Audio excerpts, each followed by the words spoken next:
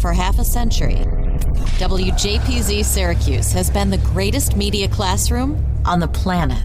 We've trained students from the 1970s to the 2020s on how to run a professional radio station. But the lessons learned and relationships formed go far beyond studios and transmitters. Taking a look back through the eyes of those who experienced it.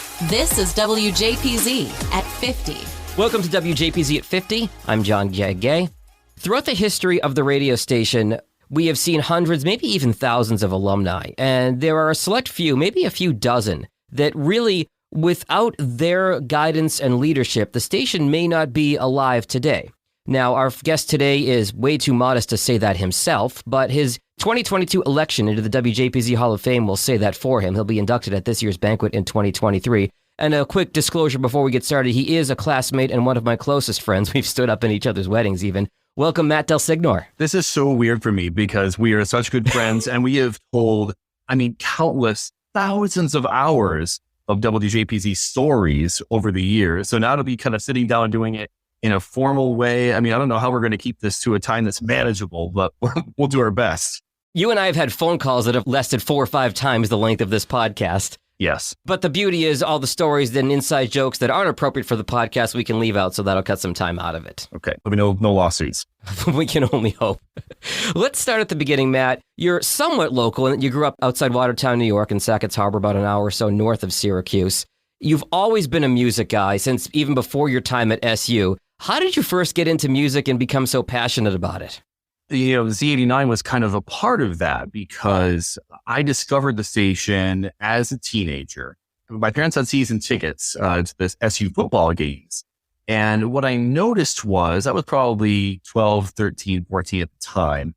There were a lot of folks who were at the tailgate or on the shuttle bus, and of course at the dome itself, wearing headphones during the game. And I thought, well, what's that all about? And my dad explained that they were listening to the game, they were listening to the call of the game on WSYR live. Mm-hmm. And I thought, well, that's pretty cool, but I won't listen to some music while I'm here. Guy, I'm just wired that way. So, Syracuse, to me, coming from Watertown, New York, Market 260, whatever, Syracuse was kind of the big city in a way. Mm-hmm. I enjoyed the wide variety of choices that I had listening to my little Walkman while watching the football games. So I'm flipping through the dial and I end up on the low end of the dial. And all of a sudden I find this radio station that's playing the music that I know and I love. And it's not always the stuff that I can get in my hometown market too. It's the R&B and hip hop and dance stuff that I was really starting to enjoy at that point and still do. Those were the days when, Dion was programming the station. So this was my lane. Mm-hmm. I fell in love with the station at that point, having no idea what the commercial or non-commercial end of the dial was and making no distinction, having no thought that this could be a student-run radio station. And I didn't discover that until I visited SU my senior year of high school. And the station was kind of out and about, I believe, at an event. And I realized, wait, there are students running this thing? Could I be part of this? Wow. That was kind of the turning point for me. And I was already all in on Syracuse to begin with. So to have the opportunity to maybe even work this station playing this music that I love, come on, it couldn't have gotten any better. So when we got there, Matt, in the fall of 1998, there was probably a smaller staff because the station had just flipped back to Z89 from the Pulse.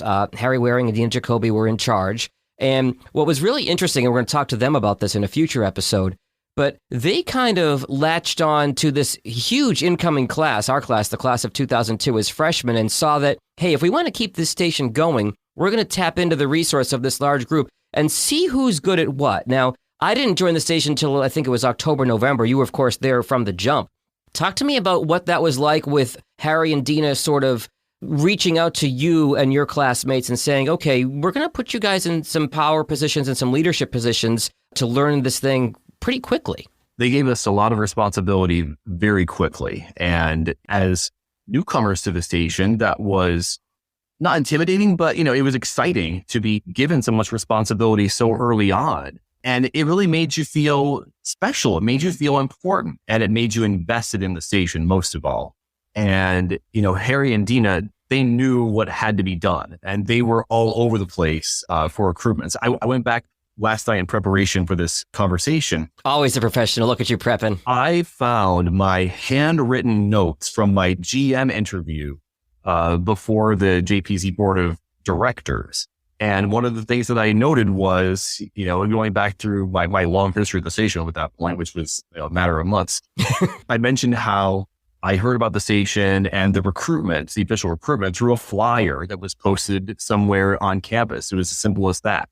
Harry and the others were also going to Newhouse and speaking to the students there. And, you're right. Basically, they figured out very quickly, who among us had which skill sets and which passions for the business. And some of us were more into, I think, our jobs than others, but everyone kind of grew into them. And we became invested in the station, invested in each other.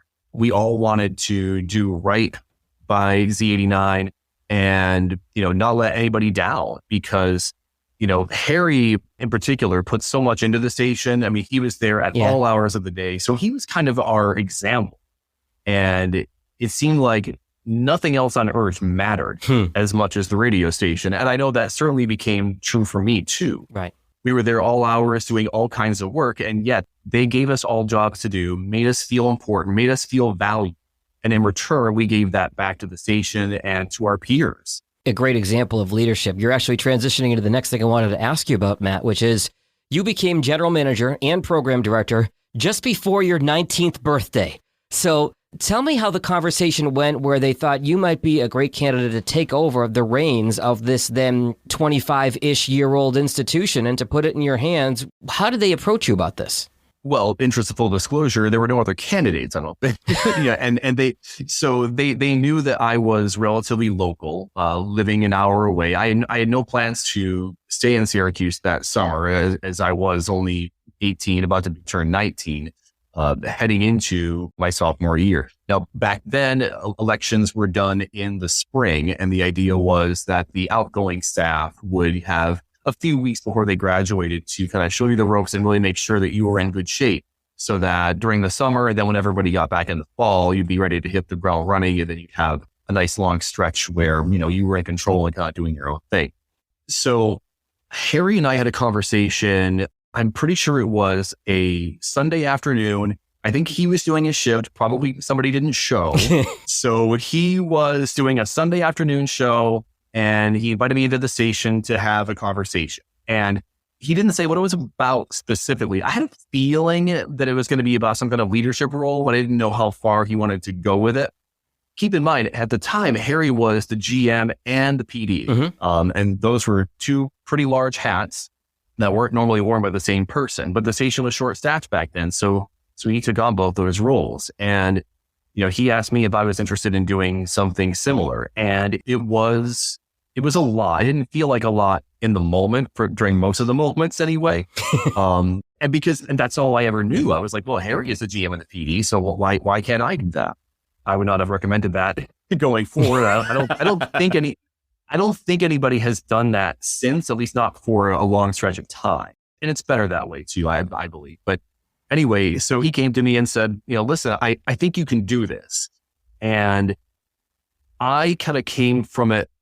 I thought about it as, okay, I'm being called to do something for my community. Like Z89 was family for me and these were my people. Yeah. And I thought about the example that my family had set because I had a grandfather who was a county lawmaker. My dad was on the school board. I had a grandmother who was an election worker. She volunteered every year at the polling places. My mom plays the organ at church and still does for the past 50 plus years for not a single dime. And she's there every single Sunday. So I had good examples of what it looks like to be there for your people. Okay. And this felt like a chance for me to be there for my people who had already given me so much. I mean, I loved every second of being at the radio station. I'd already started to learn about the industry. So this felt like the right time and the right place to step up in that way. As you look back in your time as GM and PD, Matt, what significant events and or challenges stick out most in your memory?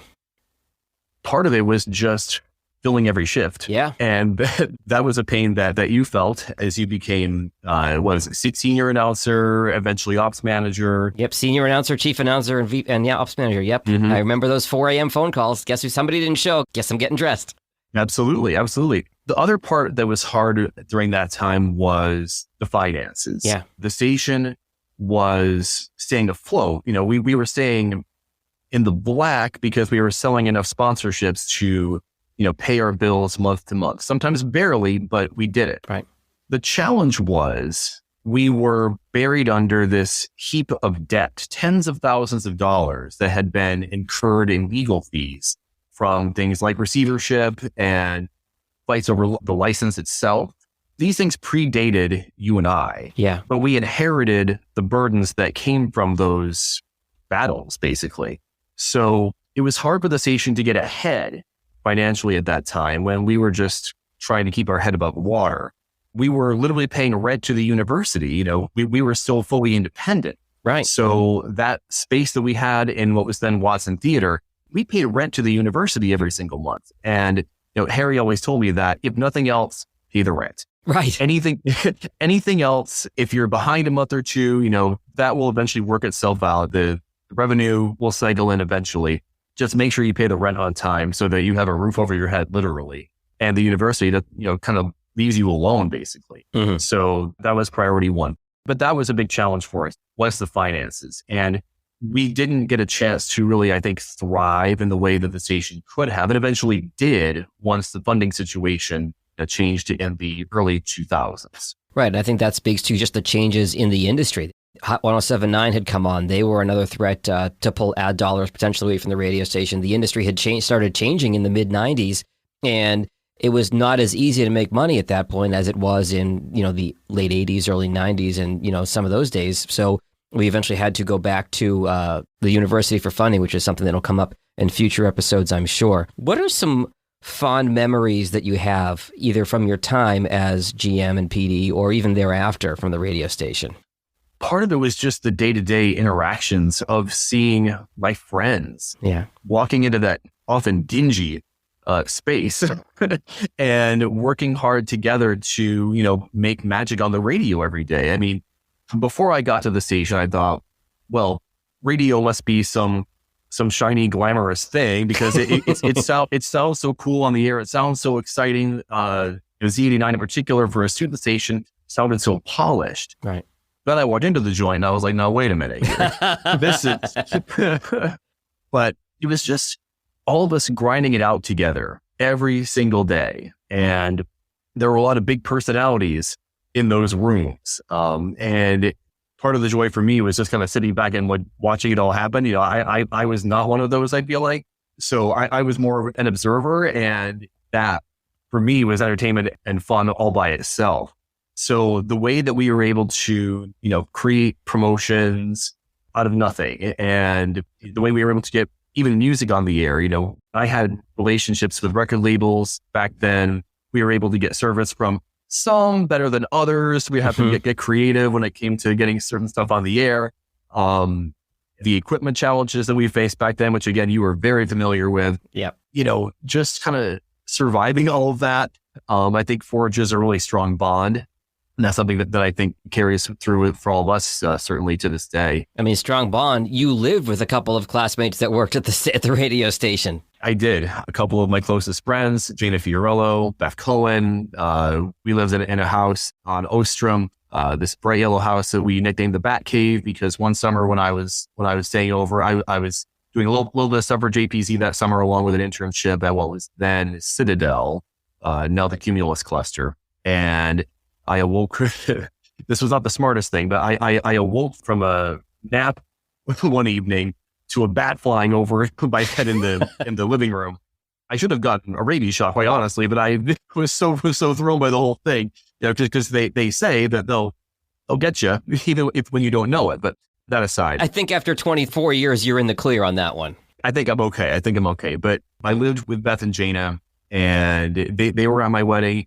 You were at my wedding. Our friend Josh Wolf was in my wedding and your wedding. Our friend Stephen Kurtz DJ'd my wedding and yours. So, these bonds are so deep and are so important to me all these years later. You were somebody that I learned a lot from at the station when it came to both your music acumen and your leadership acumen. And you'll remember probably not as fondly as I do, but I would always needle you because you were more of a hip hop guy and I was more of a rock guy. And You knew the station's direction needed to be a little bit more rhythmic, which if I go back and talk to 19-year-old Jag, I would say, listen to Matt, he knows what he's talking about when it comes to music. So I would always needle you on that, but you also knew that I was trying to get a reaction out of you, and it speaks to your leadership skills that you would never give me that reaction, which you would never lose your cool.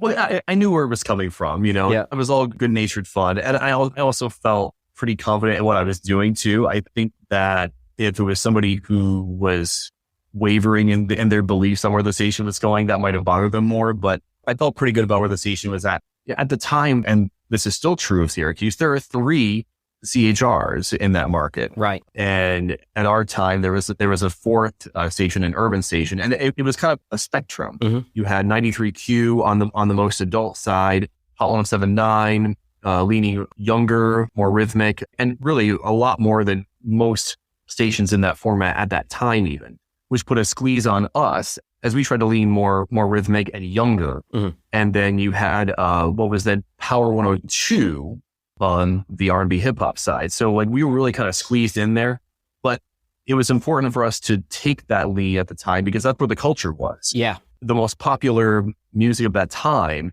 was rap, and most pop stations were pretty afraid of that still, of embracing it fully. You're talking Nelly, Jay-Z, that era, right? Yes. Yeah. So all those Dr. Dre records, the songs we've seen performed at the Super Bowl now that are like, For us old folks. yes, that are essentially like our version of classic rock now. Oh, But those sounds were not as fully embraced by pop radio. Think of the year 2000. While we were out here playing Big Pimpin' in the next episode, which, did okay at straight pop radio, you had the format embracing stuff like a Matchbox 20 and a Vertical Horizon, which, are fine, but those aren't being played at the Super Bowl 20 years later. We were in the right place at the right time. That was also like peak TRL. yeah. So you had Britney, Christina, Backstreet, NSYNC. And again, we were embracing those younger acts in ways that I think mainstream CHR was not. Like they would play certain songs a lot, but we would play all of them a lot and a lot more. For any music geeks who are listening to the podcast, and Matt's music acumen is well documented amongst the Alumni Association, he has a Spotify playlist for the summer of 1999 when he first took over. And what an incredible summer that was for pop music. I'll link to that in the show notes because when you look at all those songs that came out that summer, it was pretty incredible. It was such a gift to me as an incoming PD because it made my life a lot easier. I was not digging for hits. I mean, that was the summer of Ricky Martin. That was the summer of Backstreet Boys, I Want It That Way. Christina, Genie in the Bottle had broken big at that time. It was the biggest song of the summer, technically, I think. Britney was on fire. So it was so easy to program the station then. And program the station, you did very well. But also in your time as an alum, you have come back and come up over the summer, come back at off times and help train future generations of programmers on the concepts and the programs of music scheduling, which I think is to your credit as well. Well, and that's one of those things where I don't want to overstep my bounds for a couple of reasons. Number one, I'm one of these like old alumni now who is fully 20 years removed. And, you wonder how much students want to hear from somebody in my position, but also because I've been out of the music side of radio for 20 years now. Mm-hmm.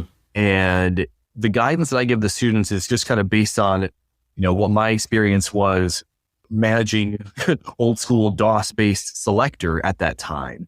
And then kind of observing what's happening in the industry, which I still kind of keep an eye on.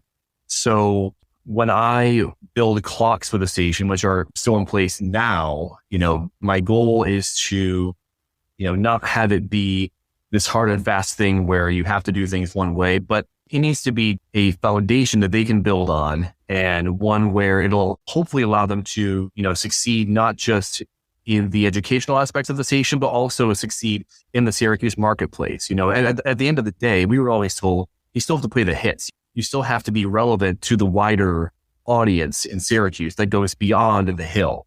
So I think what I've tried to do is strike a balance where, the PDs can still leave their own imprint, certainly, but also be thinking about what's happening in the industry that's going to hopefully get you a job, and also what's going to matter to the people who are listening, who are going to be there, well after you're gone. And you want to make Z89 still a brand that matters to people in Syracuse.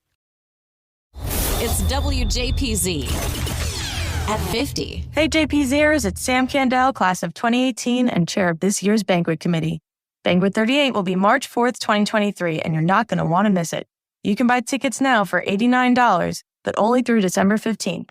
Get them now through the link in our show notes. Looking back at half a century of broadcast excellence. This is WJPZ at 50.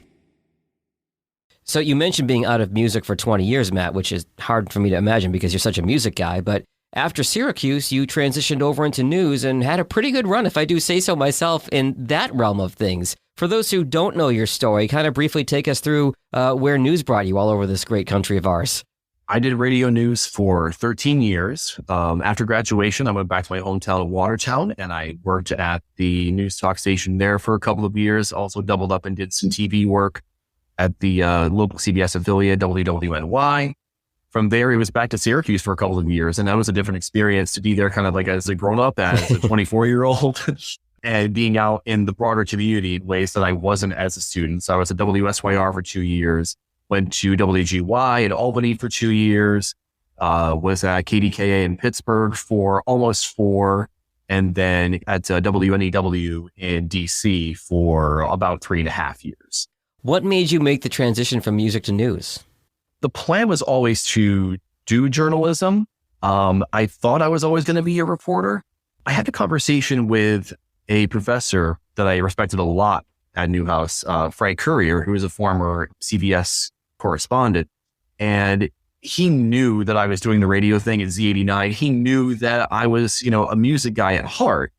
But he told me that I think it's great that you have this passion, and it's wonderful that you have this foundation in journalism. And I think that's going to take you farther than the music side, quite frankly. Like he advised me to stick with journalism if I wanted to do radio, because ultimately it was going to take me farther for a longer period of time. So that was a good bit of advice from him. And I was still able to dip my toe a little bit when I was at these various stations. I would talk to the program directors of, say, Home of 79 when I was at WSYR. We would talk about categories and rotations and how they do things there. I talked with program directors in Albany about how they did things. And in Pittsburgh as well too. So I got to dabble a little bit in each place. Still, I kind of scratched that itch. This might be the shortest conversation I've ever had with you in knowing you for 25 years. Before I let you go, I want to ask you to recall a funny story or two, that's of course appropriate for this podcast, that sticks out in your memory from your time at JPZ. Senior year, I attended press junket for the cinematic classic How High. It starred Redman and Method Man. You may know them from the Wu-Tang Clan. And you say that like such a news reporter, by the way. Well, and that figures into the story. So How High was this story about these two buddies who smoked this magical marijuana. What made it so special was it had been fertilized by the ashes of their dead friend who had been cremated. Now, they smoked this marijuana, and what it does is it summons the ghost of their buddy, who then gives them the answers to all of the questions on their standardized tests that they're taking to get into college. So they ace the exam and they get into Harvard. Spoiler alert, they get into Harvard and things go a little wacky. So I'm attending the junket for How High. That was the one only time I had ever done a junket for JPZ, and we didn't do a lot of those. I'm not sure how we got the access of that. Where frankly. Was it? Was it in Syracuse or LA? Or? It was in New York. Okay. I flew to New York City. They put me up in a hotel, and there were a whole bunch of radio stations there. Our own Neon Dion was there. I think he was still at WERQ in Baltimore at the time. So I get in the room. I finally get my 5 minutes with Red and Math, and I'm taking the whole thing way too seriously. I am a senior broadcast journalism major. Like we are doing journalism here, and it's not going great. Like the vibe is not right. They are upset, but they're just not into what I'm putting down. And eventually, I can't remember who it was who said this to whom. I can't remember if Red said this to Math or if Math said this to Red, but one turns to the other, just mutters, "Oh, he white as hell." And I didn't know what to say. That was the point where I knew it was time to go. And the whole thing I had taken way too seriously. So, that was my exchange with Bread Man and Method Man. I can imagine Professor Curry is standing behind you saying, I told you to do news. Yes. When the interview eventually aired on Z89, that part was removed. Oh, see, I would have left it. I probably should have left it in, but again, in the spirit of taking the whole thing too seriously, I thought, you know what, this probably should not air. Do you remember what some of the questions were you asked them?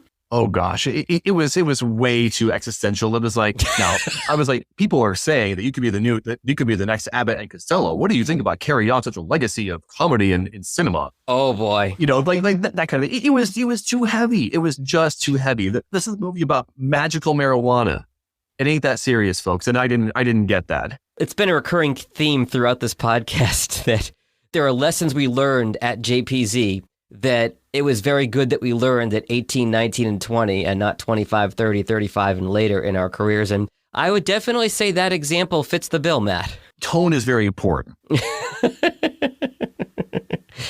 Matt, it's been great having you on the podcast. Congratulations on your upcoming induction and very well deserved into the WJPZ Hall of Fame. I'm thrilled that we're going to all be there for you. And also we're going to bring back some of our old crew to come see your big moment. And we're very excited for that to happen this spring. And thank you for coming on and doing the podcast. Class of 02 and adjacent classes, if you're listening, come on out. We would love to see you in Syracuse in March. And this was so much fun, Trey. Thank you so much.